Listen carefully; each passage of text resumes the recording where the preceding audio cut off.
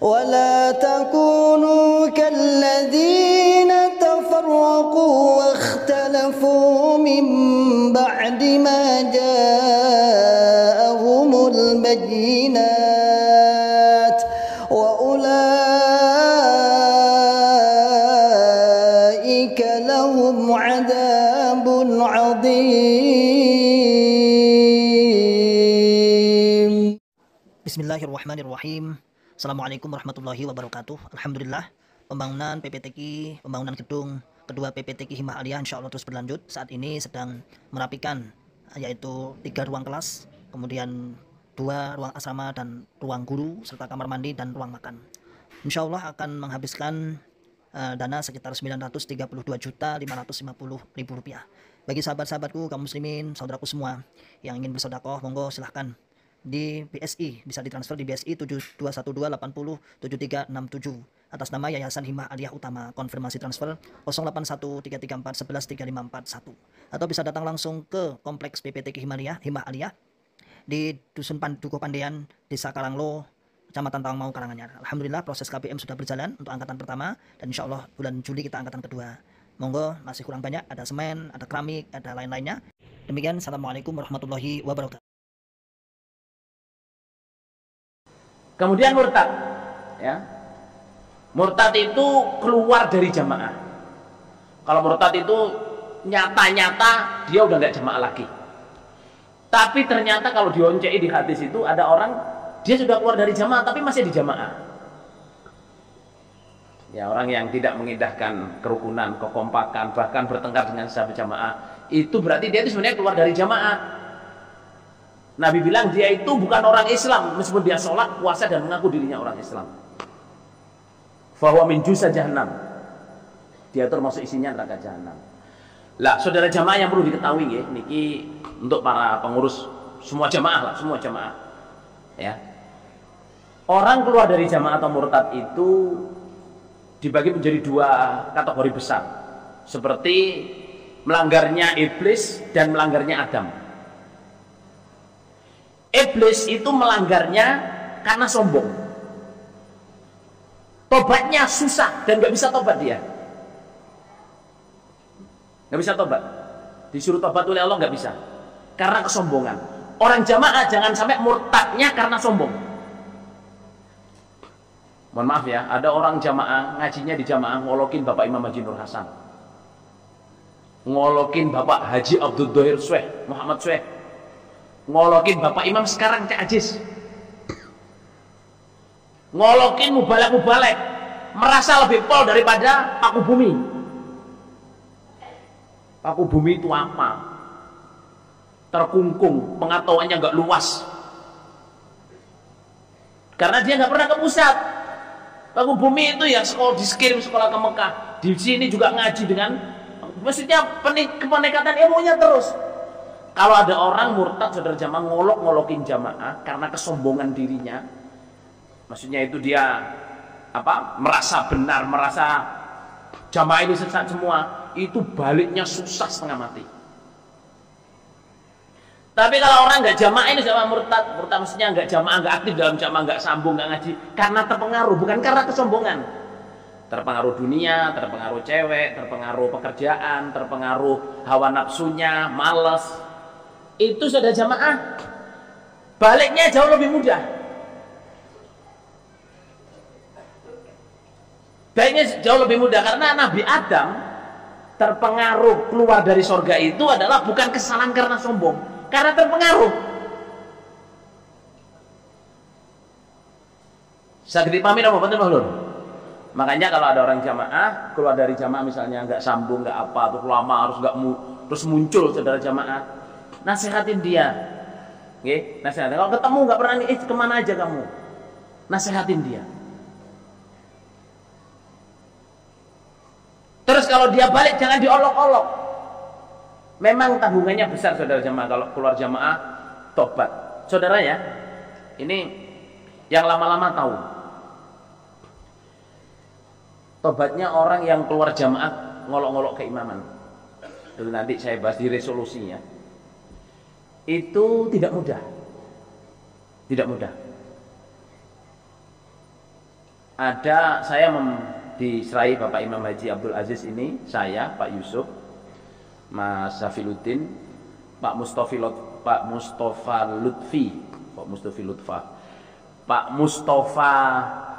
Lutfi dari Klaten, terus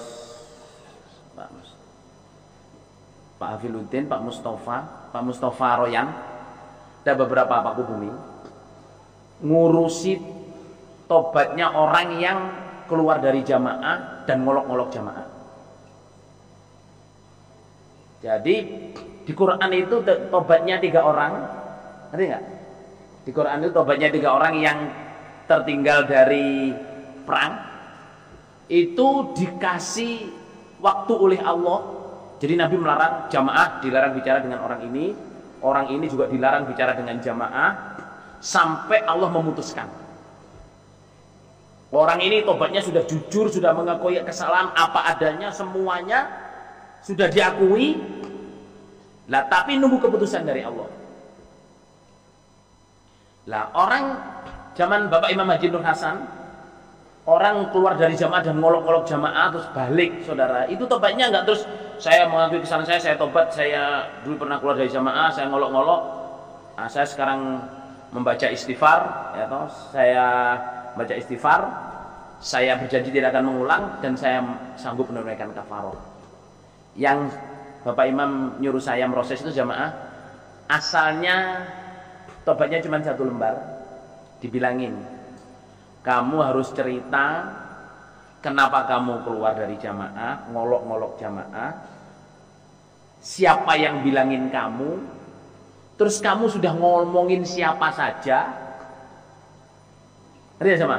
Terus selama ini kamu ngapain saja, terus kamu harus cerita kenapa kamu kembali, apa alasanmu kembali, siapa yang nasihatin kamu. Asalnya 1 lembar jadi 4 lembar, dari 4 lembar jadi 8 lembar, dari 8 lembar jadi 16 lembar, dari 16 lembar saya pergi karena saya harus balik ke Australia, itu sampai jadi 30 something lembar. Nggak mudah, dan itu dibiarin. Beberapa jamaah dulu yang keluar dari jamaah balik, ya toh, balik di jamaah, nggak saya sebutin namanya, dikasih kafaroh tinggal di Kediri anak-anaknya, makan dikasih, anaknya boleh sekolah, dia juga dikasih makan, sholat ibadah tertib. Satu yang nggak boleh dikerjakan, ngomong dengan jamaah, nggak boleh ngajak ngomong jamaah, dia juga nggak boleh ngomong dengan jamaah. Musa Samiri yang murtad, yang apa namanya, yang bikin apa, ngambil bekasnya malaikat Jibril, kudanya malaikat Jibril ditaruh di mulutnya sapi sampai ngomong, dibilang ini loh Tuhannya Musa. Musa itu lupa dia kalau Tuhannya di sini, dia pergi ke sana. Tobatnya jamaah takulala misas, nggak boleh salaman, bukan nggak boleh ngomong, nggak boleh komunikasi dan nggak boleh salaman. Kalau salaman Musa Samiri itu gatal. Jadi kalau setiap orang kok ngajak salaman orang jamaah, dia langsung gatal. Antakulala misas, jangan sentuh saya, jangan salaman dengan saya, sampai waktu yang ditentukan oleh Allah. Jadi nggak mudah jamaah, saya kira keluar dari jamaah terus balik, apalagi keluarnya karena ngolok-ngolok. Bahkan saudara jamaah ya, saya terusin aja supaya besok masih ada waktu yang lainnya. Bahkan ini hati-hati ya. Sekarang itu musim ya, apa banyak jamaah-jamaah itu yang mendemo keimaman. Keimaman di demo. Menjatuhkan wibawa imam. Saudara, kalau kita tidak setuju dengan imam apa saja, itu aslinya kalau bisa kita ngomong dulu. Clear, duduk bersama, Pak, saya nggak suka ini. Kalau dia memang nggak bisa, baru dilaporkan ke atasnya. Kalau nggak bisa, dilaporkan ke atasnya sampai imam yang dibeat. Soalnya sejamaah, kalau kita menjatuhkan wibawa imam, ya, menjatuhkan wibawa sampai orang jamaah menghina, itu namanya resolusi. Resolusi itu bukan membuat pernyataan baru ya. Resolution itu maksudnya kalau Bapak Imam almarhum bilang membuat solusi baru. Dia menganggap bahwa imam ini nggak bagus, harus diganti. Itu resolusi. Resolusi itu nggak akan bisa tobat. Artinya dia menjatuhkan wibawa imam, dia orang jamaah dirasani ini sampai orang nggak menghormati. Itu tobatnya harus bisa mengembalikan penghormatan itu, dan dia tidak akan bisa mengembalikan sampai hari kiamat. Sampai hari kiamat. Kelompok, desa, daerah sama. Tapi yang lebih parah lagi kalau sampai kita resolusi kepada imam yang dibaiat. Orang murtad itu ya, sekarang saya nggak mau nyebut namanya. Ada jamaah, zaman saya masih mubalek undang-undul dulu. Ini super cerdas, super cerdas. Orang belum ngaji Ibnu Katsir, dia udah nyari siapa di jamaah yang bisa ngaji Ibnu Katsir. Asal dia dengar, oh Hatam Bukhari, kiai jamaah, asalnya dulu kiai Hatam, didatengin ngaji Bukhari, ngaji Muslim, sarahnya Nawawi, semua pokoknya sampai ilmunya mentok.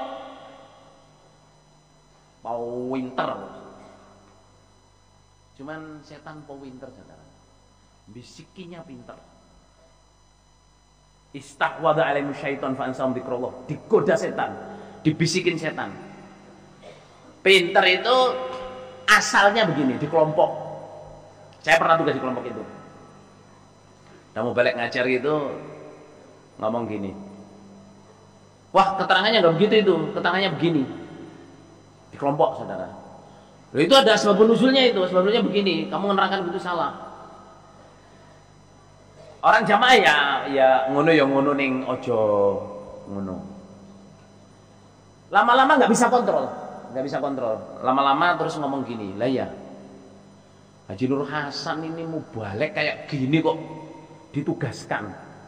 Dia kan menanggung dosa di hari kiamat nanti. Mubalek belum jelas keterangannya, belum ini kok sudah ditugasin. Mestinya kan dia make sure kalau dia sudah bisa menerangkan Quran hadis baik, baru ditugasin. Bapak Imam Haji Nur Hasan itu jawab halusnya begini. Yo, nek awakmu pinter yo, mubalekku ulang ngono ben pinter. Kemudian ngoten lho. Kalau kamu pandai, mubalek saya yang saya tugaskan kamu ajarin pandai. Soalnya semua asalnya mubalek itu yang nggak pandai, lama-lama jadi pandai. Gimana Bang Gimana lho? Ayo mubalek yang pandai-pandai di sini loh. Asalnya dua apa yang langsung pandai, lahir langsung pintar ngomong, pintar nasihat, pintar ngaji, pintar baca Quran, enggak kan? Asalnya yang nggak pandai. Tuh jawaban halusnya. Jadi keimaman sampai sekarang ini ya, kalau ada mubalek baru tugas belum bisa diajarin. Nanti kedua ketiga insya Allah dia balik jagoan. Kita punya jariah.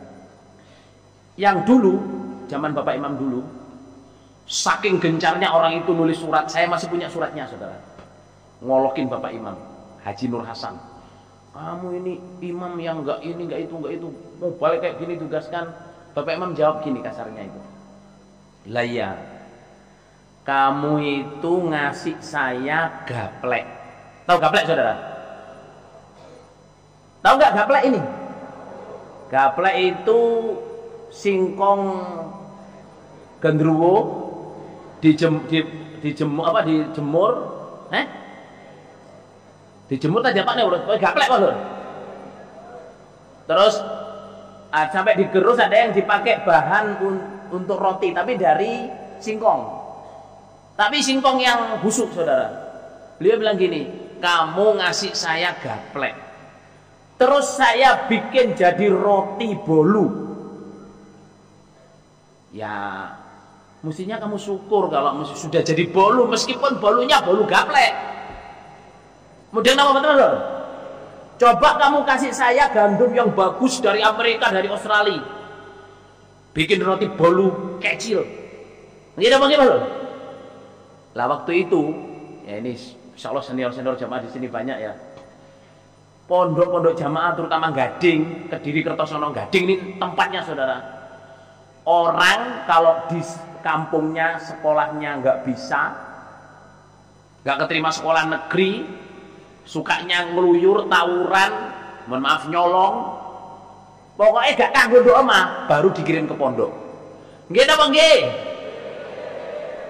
Alah sing lawas-lawas sih lho. Wes pokoknya arek rokokan, arek sembau warang wis. Sing nakal-nakal, sing gak keterima negeri, sing DO, sing apa semuanya apa? Baru dikirim mondok. Sing pinter kon sekolah. Wah, mau pinter sekolah aja jadi dokter.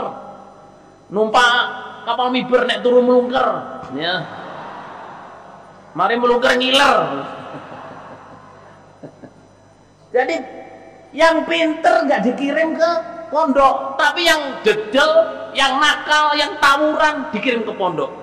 Di sini digembleng sampai bisa baca Quran, bisa baca hadis, bisa nasihat, bisa ngajar. Itu luar biasa, saudara. Gaplek jadi bolu luar biasa. Nggih napa nggih? Tapi sekarang sebaliknya, saudara.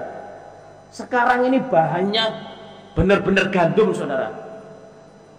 Anak-anak orang pinter-pinter saya lihat di sini ya sejak 10-15 tahun terakhir ini. Masya Allah. Gading ini penuh dengan anak-anak pinter. Bapak ibunya yo pinter. Ya punya pekerjaan yo sugih, anaknya dikirim di Gading. Arek yo pinter, Pak Lur. Ya toh? Makanya kalau jadi anak sekarang anak di sini jadi MTI, jadi mubalik jadi apa itu biasa, saudara. Soalnya bahannya api. Nggih napa nggih, Pak Lur? Tapi nggih luar biasa juga sih. Makanya di sini ya sekarang tinggal adik-adik ini yang bahan bagus, sekolahnya bagus, di sini dididik jadi bagus, pulang harus jadi bagus. Lebih baik daripada orang dulu. Ada satu anak ya, ada satu anak di sini di kartu merah. Rambutnya berintik kayak kula, eling kula. Ditampung di Pak Cari. Sama Pak Said kasih kartu merah. Waktu itu ditampung di Pak Cari. Ya ngaji ya apa. Ini ada Pak Darsim, ada Pak Said udah meninggal ya. Pak Darsim ada ya. Pak Jumikan sudah pergi ke Solo. Saya nerobos 87 ketemu anak itu. 87, harus 87 ya. Bukan 97. 1987 saya nerobos ke luar Jawa. Lah, anak ini saudara jamaah di sana itu jadi maskotnya jamaah. Saya dengar nasihatnya itu masalah miris, saudara. Kadang gaya kayak Pak Jumikan gitu. Wah, masalah saudara jamaah. Wah. Kadang gaya kayak Pak Said Sulaiman. Pak Said Sulaiman itu sudah almarhum, ketua pondok. Kadang gaya Pak Darsim. Kayak Pak Darsim. Ini Pak Darsim umur ayo. Ya toh. Terus dia itu pernah dipanggil Kodim. Cuma rintangan geger itu, geger besar. Panggil Kodim. Tahu nggak yang dia bawa, saudara jamaah? Bawa kamera, bawa apa? Rekaman yang diceklek itu loh, apa? Tape recorder. Jadi kameranya itu kamera yang ceklek, ceklek itu apa ya, saudara ya? Bukan yang otomatis, yang Polaroid ya. Jadi dipanggil Kodim itu, orang jamaah pada ketakutan dia. Oh, saya makin datang bawa kamera, baru masuk di penjagaan dia foto cekrek, Terus, kamu namanya siapa? Saya dipanggil Pak Kodim. Kata Pak Kodim, assalamualaikum. Saya pengen foto dengan Pak Kodim. Foto. Pak Kodimnya di foto cekrek. Saya pengen foto. Soalnya ini buat cerita anak cucu saya. Padahal ini mau digebukin, mau diacam, saudara, mau diolok-olokin, dia dipoto, cekrek. Habis itu saya minta penjaga, saya pengen foto dengan Pak Kodim, soalnya Pak Koman, Pak Dandim, soalnya saya ini masih muda, nanti bisa cerita untuk anak cucu saya.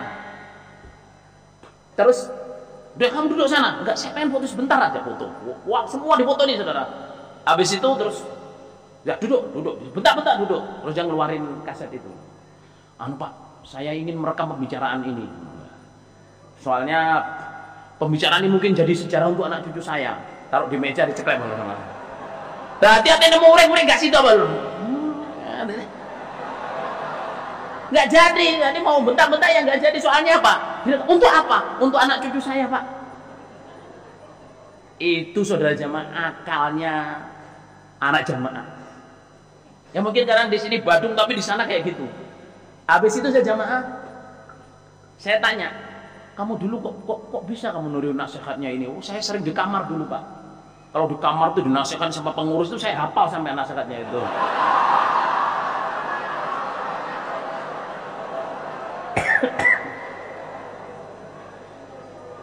Nasihatnya Pak Darsim saya hafal, nasihatnya Pak Syukur saya hafal, nasihatnya Pak Jumikan saya hafal itu, nasihatnya ini, jadi saya tiruin. Oh, astagfirullah. Well, saudara jamaah, poin saya adalah balik lagi ya, jangan tentang murtad ini ya. Kita jangan keluar dari jamaah karena sombong. Susah baliknya. Orang ini saudara jamaah ngolokin Bapak Imam itu, Haji Nur Hasan itu sampai bilang bodoh. Orang kayak gini kok ditugasin gini. Bapak Imam jawab kayak gitu, dia tetap aja ngolok, akhirnya keluar. Jadi jangan rumongso pinter kayak iblis saudara jamaah, rumongso sombong, akhirnya keluar dari jamaah. Dan baliknya susah. Tapi kalau ada orang terpengaruh nggak sambung karena kerja karena apa, ya itu nggak boleh sebenarnya. Tapi kalau dia balik saudara jamaah itu kemungkinannya masih besar. Itu tentang murtad.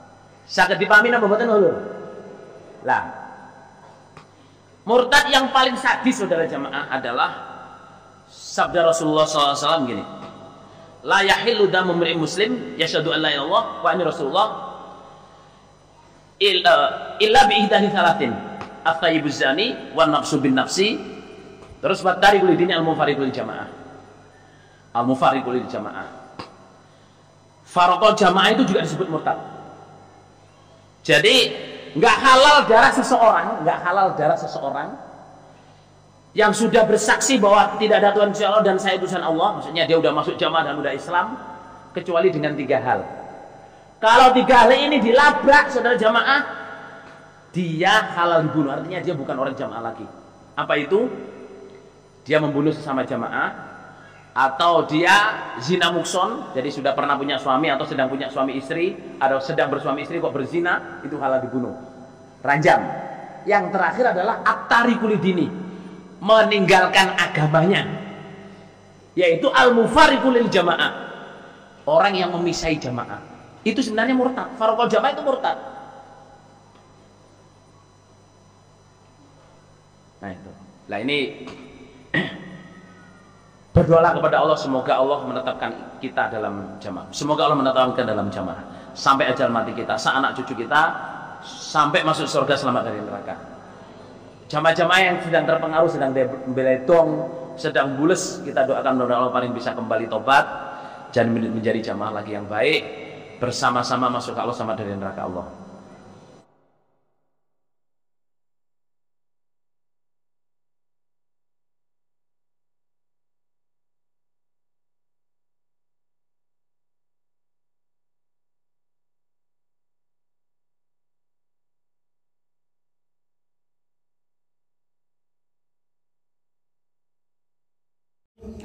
ولا تكونوا كالذين تفرقوا واختلفوا من بعد ما جاءهم البينات